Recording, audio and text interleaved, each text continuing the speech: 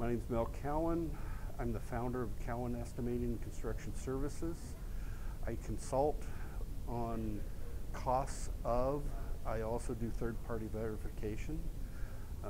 I started estimating in 1979, back with the old green sheet and a calculator, advanced up through timberline and on-screen takeoffs. One of the reasons I've gotten involved in ASPE was that I feel like there's a great need for education, training, and when you've been estimating for 40 years, it's important that you're able to pass on what you've learned. Mentor, teach, work with the younger guys coming up. It's a position where you don't want to have them make the same mistakes that you've made. Let them make their own so they learn from them, but try to help and work through that.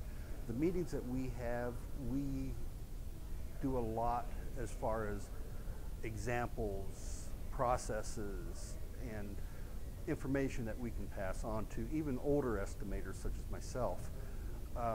The reason I got involved was because I wanted to make a difference and to solidify my knowledge base. Do that by going to the meetings, being able to talk to other estimators all over the country to learn how to have questions for. None of us will ever learn everything. So you're able to call and talk to another estimator in LA or New York on a situation that you have to try to figure out. Their knowledge is imparted to you. They're happy to talk with you and present that information. The fellowship, the friendship that we've developed over the years, the people I've been able to meet and call friends, it's something that you wouldn't ever be able to do unless you were a member of this association.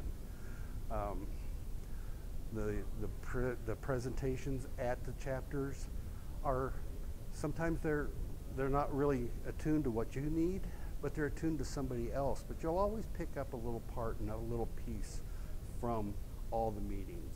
The regional meetings, the summit that we have is a great source of knowledge, a great source of fellowship, and a great way to meet other guys that are doing the same thing that you're doing.